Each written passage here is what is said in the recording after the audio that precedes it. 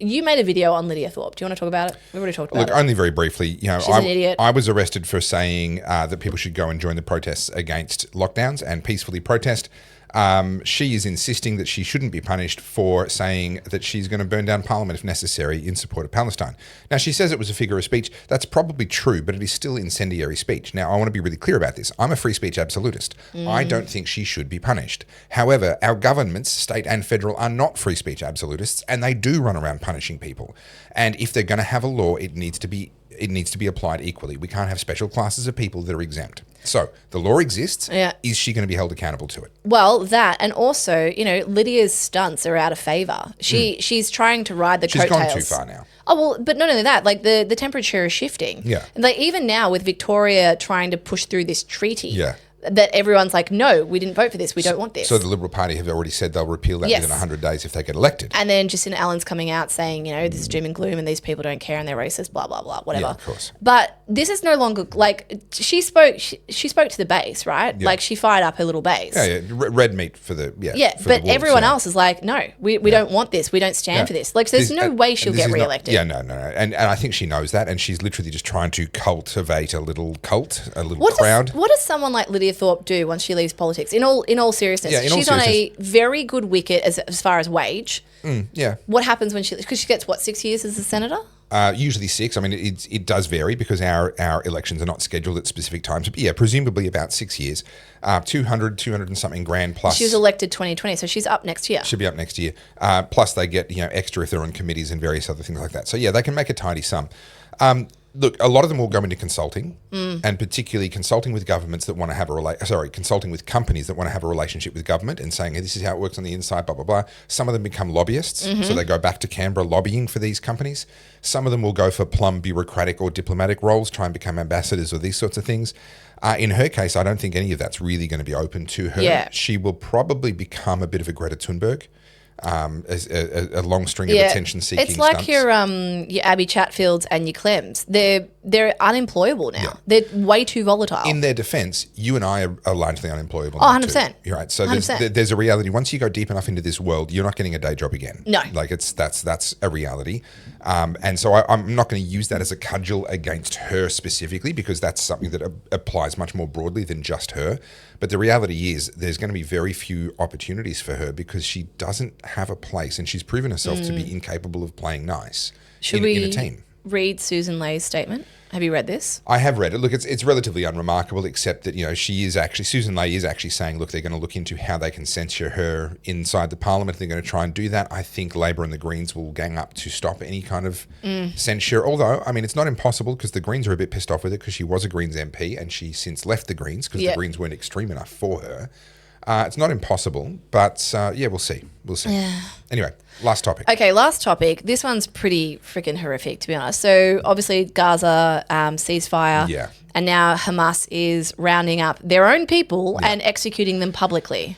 So this is one of the reasons why I won't show this footage, by the way, because don't. it's horrific. It's awful. It's everywhere. You can see it if you want to. It is awful. This is why I've said for a long time that if you care about the people of Palestine, you have to be anti-Hamas. Yeah. Right. And that doesn't mean you have to be pro-Israel. You can have whatever views you want about Israel, but if you care about the people of Palestine, you have to be anti-Hamas. The reality now is that Hamas are treating Palestine the way that the Taliban treated Afghanistan after the messy withdrawal from there.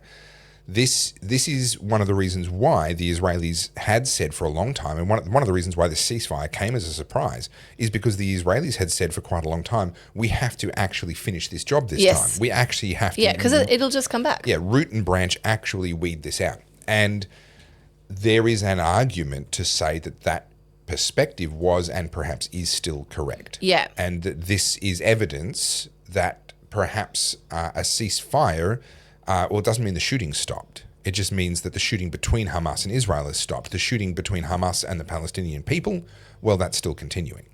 Did you see this story? This is the murder of this guy. Now, he apparently died 30 times during this war. This is the press guy, right, who walked around with the press. Sorry, died 30? Yeah. You're going to need to fill me in. Okay, so again, superficial knowledge of this. People don't come for me. But the basic story is this guy had had been alleged to have been murdered by Israel over 30 times throughout the last 2 years. It was one of those, oh, he's dead. Yeah, oh, wait, he's back, yeah, he's back. Yeah, right? okay. And every time it happened, it went viral like, oh, they're killing press. Yeah. He's a propagandist. That's what he is. He's a pro-Hamas propagandist. Yeah. But he's actually been murdered this time. Like, he's actually dead. Right. And this post is basically blaming Israel for it. It wasn't. It was his own people. Yeah, right. He was shot. I don't know if it was Hamas or another Yeah. Palestinian militant, but he was murdered by a Palestinian. And of course, old mate Greta Yes. is blaming Israel for it. Yes, of course. And so this is what happened. So they called him Mr. FAFO.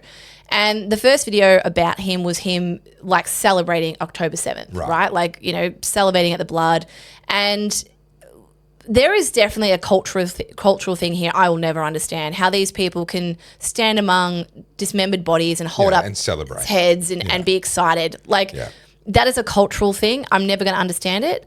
But that seems to be a very pro-Hamas approach. Yeah. And then when we had the protest last week where that woman was speaking up there saying that Hamas have a right to exist and whatever else she said, and you've got all those, we pointed them out, you know, all these like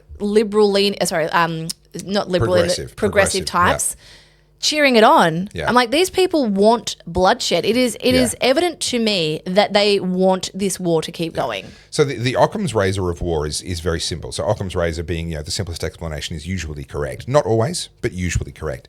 The Occam's razor of war is who needs to stop killing in order for the killing to stop. Mm-hmm, right?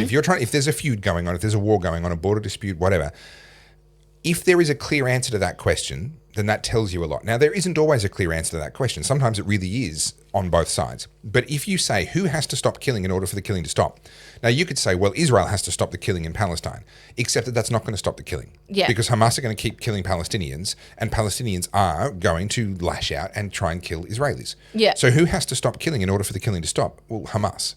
Yeah. Hamas have to stop killing. And until that happens, the killing is not going to stop. Who is being killed and how quickly they're being killed will change depending on the particulars of the moment. But in order for the killing to stop, Hamas have to stop their killing. Yeah. And at that point, it's possible for the killing to actually stop outright. Now, there's people who say, oh, but the occupation and blood and all the rest of it. I don't buy a lot of that. I think there's been so much misinformation, so many outright lies. I mean, that journalist was another example. I wasn't even aware of that. You know, we saw the misuse of the child that had cerebral palsy, I believe it was, the misuse of that image being claimed to be malnutrition in the conditions in the camps. We have Israel being blamed for not allowing aid to get through when in fact it was Hamas who was shooting people when they went to get that aid. You know, we've seen story after story. 18,000 children are going to be dead within 2 weeks and then they never are.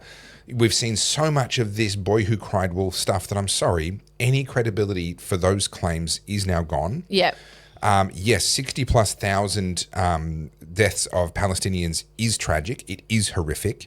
Out of a population of more than 2 million when the war started, that is not a genocide. Yeah. That is tragic collateral damage. It needs to be taken seriously. It does need to be looked at, but that is not a genocide. That is a collateral damage in a war between Hamas and Israel.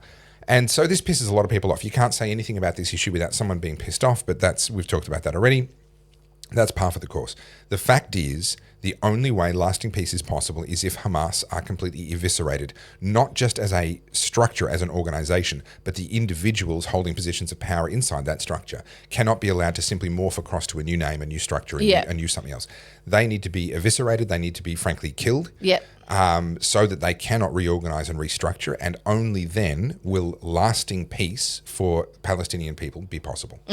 Well, like a true masochist, you are back again to watch another segment of the Oddcast. So at this point, you should probably be subscribing and telling every single person in your life about the Oddcast, because let's be honest, we've got a lot of work to do and we need to get together and suffer through this torture, because there's nothing like fighting against our government with some good mates by your side. So much like a Bunnings sausage, we are going to become a staple in your life, and we would very much appreciate that you go and support us via the Buy Us a Coffee button or buy some sweet merch. Also very appreciated. And join us next week. We'd appreciate it.